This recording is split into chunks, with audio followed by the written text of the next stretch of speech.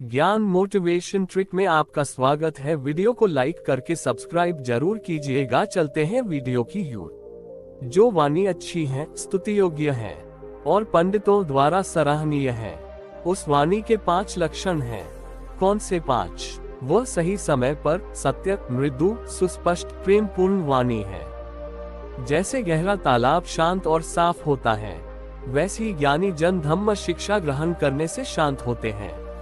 कोई बात सराही गई है, परंपरा से आई है, प्रचलित है, शास्त्रों में है, तर्कयुक्त है, संदर्भयुक्त है, शिक्षक के अधिकार से आई है या आपके गुरु से आई, इस कारण से मत मान लेना।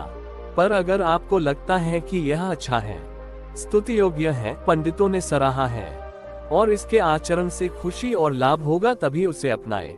कुछ झगड़ालू भिक्षुओं से बुद्ध ने कहा कि अगर जानवर सभ्य, सद्भावनायुक्त और विनम्र हो सकते हैं, तब आप भी वैसे हो सकते हैं। संपत्ति खोने से खास हानि नहीं, पर प्रज्ञा का नाश बहुत हानिकर है। संपत्ति पाना बहुत लाभदायी नहीं है, पर प्रज्ञा का लाभ बहुत बड़ा होता है। जैसे सागर की ढलान होती है, धीमे उतार वाली, कहीं अचानक ऊंचाई नहीं, वैसे ही धम्म और उसका आचरण ये धीरे करना होता है। कोई अचानक फल प्राप्ति नहीं होती। बुद्ध जागृत है, वे जागृति सिखाते हैं। बुद्ध संयमित हैं, वे संयम सिखाते हैं। बुद्ध शांत है, वे शांति सिखाते हैं। बुद्ध संसार का अतिक्रमण किए हैं, वे संसार का अतिक्रमण सिखाते हैं। बुद्ध ने मुक्ति पाई है, वे मुक्ति सिखाते हैं। जो आलसी बुद्ध की गाथाएं रखता है पर उसका आचरण नहीं करता, वह उस ग्वाले की तरह है जो सिर्फ दूसरों की गाय गिनता है, उसे धम्म लाभ नहीं होगा। जैसे माँ अपने इकलौते पुत्र की प्राणों से बकर रक्षा करती है, वैसे ही सभी प्राणियों के लिए मैत्री विकसित करनी चाहिए। अगर आप किसी को सुधारना चाहता है तो इस तरह विचार करें, क्या मैं काया, वाचा या मन से पूर्ण शुद्ध है? क्या मुझ में ये गुण है? अगर मुझ में ये गुण नहीं तो क्या लोग नहीं पूछेंगे, पहले स्वयं को शुद्ध क्यों नहीं करते? जो औरों को सुधारना चाहते हैं वो इस तरह विचार करें, क्या मैं द्वेष से मुक्त होकर दूसरों के प्रति मैत्रीपूर्ण हूँ? अगर नहीं, तब क्या लोग नहीं पूछेंगे? क्यों नहीं आप पहले स्वयं मैत्रीपूर्ण बन जाते? धम्म उनकी रक्षा करता है जो उसका आचरण करते हैं, ठीक वैसे ही जैसे विशाल छाता वर्षा से रक्षा करता है। जो सुबह, दोपहर और शाम को शील का आचरण करेंगे, उन्हें सुखद सुबह, सुखद दोपहर और सुखद शाम का अनुभव होगा। अगर कोई आपको गाली देता, मारता, आप पर पत्थर फेंकता, लाठी या तलवार से मारता है, तब आप सांसारिक तृष्णाओं को त्याग इस तरह विचारें, मेरा हृदय नहीं कांपेगा, मैं कोई अपशब्द नहीं बोलूंगा, मैं कोई दुर्भाव नहीं रखूंगा, बल्कि सबके प्रति मैत्री और करुणा का भाव रखूंगा। नहर पानी को खेत में दिशा देती है, बाण बनाने वाला बाणों को मोड़ देता है, लकड़ी बनाने वाला लकड़ी को आकार देता है, ज्ञानी स्वयं को आकार देता है। झगड़ों में असुरक्षा और सामंजस्य में सुरक्षा देख हमें मैत्रीपूर्ण संघ एकता में रमना चाहिए। यही बुद्धों की शिक्षा है। युद्ध में वे सेनापति चाहते हैं, सलाह में साफ निर्देश चाहते हैं और अन्न जल के लिए मित्र चाहते हैं, पर असली वक्त पर उन्हें ज्ञानी की सलाह जरूरी होती है। अगर आप बुद्ध, धम्म और संघ की शरण जाते हैं, तब आप भयमुक्त और अकल्पित रहते हैं। लोभ ज्यादा घातक नहीं, पर धीरे परिवर्तित होता है। घृणा बहुत घातक है, पर जल्दी परिवर्तित होती है। अज्ञान बहुत घातक है और धीरे परिवर्तित होता है। गुरु ने करुणावश को कुछ भी शिष्यों के हित में करना चाहिए, वह मैं आपके लिए कर चुका हूँ। ये वृक्षों की जड़ है, ये खाली जगह है। ध्यान करो, आलस मत करो और पीछे पछताओ मत, यही मेरी आपके लिए देशना है। उनकी मैत्री करो जिनमें ये 7 गुण है। कौन से 7? वह उसे देता है जो देना कठिन है, जो कठिन है उसे करता है, जो कठिन है उसे सहता है, अपनी गोपनीय बातों की पापदेशना करता और आपकी गोपनीय बातों को गुप्त रखता है। कठिन समय में आपको छोड़ नहीं देता और आपके बुरे वक्त में नीच नहीं दिखाता। मैं गृहस्थों के या भिक्षुओं के बुरे बर्ताव का समर्थन नहीं करता। अगर कोई गृहस्थ या भिक्षु गलत करता है तो वह अपनी कृति के कारण निर्दोष जीवन से दूर है, धम्म मार्ग पर नहीं है, कुशल मार्ग पर नहीं है। मैं गृहस्थों के या भिक्षुओं के अच्छे बर्ताव का समर्थन करता हूँ। अगर कोई गृहस्थ या भिक्षु सही कार्य करता है तो वह अपनी कृति के कारण निर्दोष जीवन पर चल रहा है, धम्म मार्ग पर है, कुशल मार्ग पर है। जो शुद्ध है, शीलवान है, उसे अलग से यह विचार नहीं करना पड़ता है मैं पश्चाताप से मुक्त रहूं। क्योंकि जो शुद्ध है, शीलवान है, वह स्वभावत पश्चाताप से मुक्त होता है, और जो पश्चाताप से मुक्त होता है उसे अलग से यह विचार नहीं करना पड़ता है मैं सुखी रहूं। क्योंकि जो पश्चाताप से मुक्त होता है वह स्वभावत सुखी होता है। जो दूसरों के घर जाकर आतिथ्य स्वीकारता है पर उनके घर पधारने पर सम्मान नहीं देता, वह समाज से निष्कासित है, ऐसा जाने। गृहस्थी में सक्षम, भोजन को बांटने वाला, संपत्ति में संयत और संपत्ति का ह्रास होने पर निराश न होने वाला अच्छा होता है। घृणा को मैत्री से जीते, बुराई को भलाई से जीते, लालच को दान से जीते और असत्य को सत्य से जीते।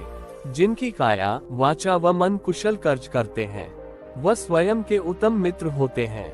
यद्यपि वे कहते हैं कि उन्हें स्वयं की कोई चिंता नहीं, पर वे फिर भी स्वयं के उत्तम मित्र होते हैं। क्योंकि वे स्वयं के लिए वह करते हैं जो उत्तम मित्र उनके लिए करता। अच्छे कर्म के बारे में छोटा मत सोचे कि मैं यह नहीं बन सकता। बूंद बूंद से जैसे घड़ा भर जाता है वैसे ही छोटे छोटे सत्कर्मों से ज्ञानी अपने को भरता है। स्वयं के भीतर ही शांति है। जो अपने अंग बचाने के लिए धन त्यागता है, जीवन बचाने के लिए अंग त्यागता है, वह सत्य की प्राप्ति के लिए धन, अंग, जीवन सब कुछ त्यागने के लिए तैयार रहे। मनुष्य अपने से बलशाली के कठोर शब्द भय से सह लेता है, अपनी बराबरी वालों के कठोर शब्द विवाद टालने के लिए सह लेता है, पर अपने से छोटे व्यक्ति के कठोर शब्द सह लेना ही सच्चा संयम है। सज्जन ऐसा कहते हैं, पर ऊपर से कैसे जाने कि कौन छोटा, बड़ा या बराबरी का है। अच्छाई के पीछे कभी बुराई छिपी होती है, इसलिए सभी के साथ सहनशील बने। धम्म दान सर्वश्रेष्ठ दान है। दूसरों की प्राप्ति में वैसे ही सुखी रहे जैसे स्वयं की प्राप्ति में। मैंने धम्म को किसी प्रत्यक्ष या अप्रत्यक्ष गुरु के बिना जाना है। गुरु ने कुछ शिक्षा अपनी मुट्ठी में बंद रखी, ऐसा कुछ मेरे साथ नहीं हुआ है। मेरे जाने के पश्चात धम्म और संग ही आपके गुरु रहेंगे। जैसे एक कुम्हार मिट्टी के साथ करता है, वह मैं आपके साथ नहीं करूंगा। बार बार संयम साध कर मैं बोलूंगा, बार बार सजग करूंगा। जो दिल से मजबूत है वे इसे सह पाएंगे।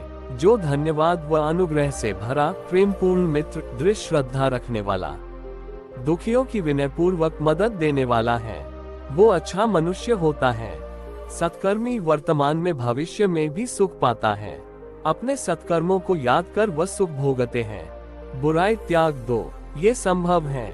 अगर यह असंभव हो तो मैं कभी इसे त्यागने को नहीं कहता, पर यह संभव है इसलिए मैं कहता हूँ। बुराई त्याग दो, बुराई त्याग दो, सत्कर्म करो। ये संभव है। अगर यह असंभव होता तो मैं कभी इसे करने को नहीं कहता, पर यह संभव है इसलिए मैं कहता हूँ। सत्कर्म करो। अगर सत्कर्म करने से हानि या दुख होता तो मैं कभी इसे करने को नहीं कहता, पर इससे आपका कल्याण होता तभी कहता हूँ। सत्कर्म करो। दंड से सभी डरते हैं, प्राण सभी को प्रिय है। स्वयं को दूसरे जैसा जान, न मारे न मारने दे। जिस वृक्ष की छाया में आप बैठते या लेटते हैं, उसकी कोई शाखा न तोड़े, क्योंकि ऐसा करना मित्रघात और दुष्टता है। मन शुद्ध होता है पर बाहरी प्रभाव से दूषित होता है। पृथजन इसे नहीं जानते, इसलिए उनका मानसिक विकास नहीं होता। मन शुद्ध होता है और उसमें बाहर से आई अशुद्धि को निकाला जा सकता है। अच्छे शिष्य इसे जानते हैं और उनका मानसिक विकास होता है। जिसका मन स्वतंत्र है वह किसी से विवाद या उलझन में नहीं पड़ता। वह सांसारिक का उपयोग बिना आसक्ति के कर लेता है। मैं नहीं कहता कि बुद्धत्व अचानक उपलब्ध होगा, बल्कि प्रशिक्षण, कार्य व आचरण के साथ ये धीरे धीरे उपलब्ध होता है। आकाश और धरती एक दूसरे से बहुत दूर हैं, और समंदर का वह किनारा इस किनारे से बहुत दूर है, पर सधम से अधम इससे भी दूर है। हिमालय पर्वत की तरह ज्ञानी दूर तक चमकते हैं, अंधेरे में छोड़े तीर की तरह दुष्ट पता नहीं चलते। धनुष की तरह झुको और बांस की तरह लचीले रहो, तो आपको किसी से कोई समस्या नहीं होगी। जैसे गंगा नदी पूर्व की ओर बहती, झुकती और चलती है, वैसे ही आर्य अष्टांगिक मार्ग पर चलने वाला निर्वाण की ओर बहता, झुकता और चलता है। सच्चे लोग अनुग्रहित और कृतज्ञ होते हैं। उसने मुझे गाली दी, उसने मुझे मारा, उसने मुझ छला, उसने मुझे लूटा, जो ऐसा सोचते हैं उनका वैर कभी शांत नहीं होता, पर जो ऐसा नहीं सोचते उनका वैर शांत होता है। इस जगत में वैर से वैर नहीं मिटता, मैत्री से वैर मिटता है। यही सनातन धम्म है। शीलवान मनुष्य के लिए हर दिन विशेष है, धार्मिक है।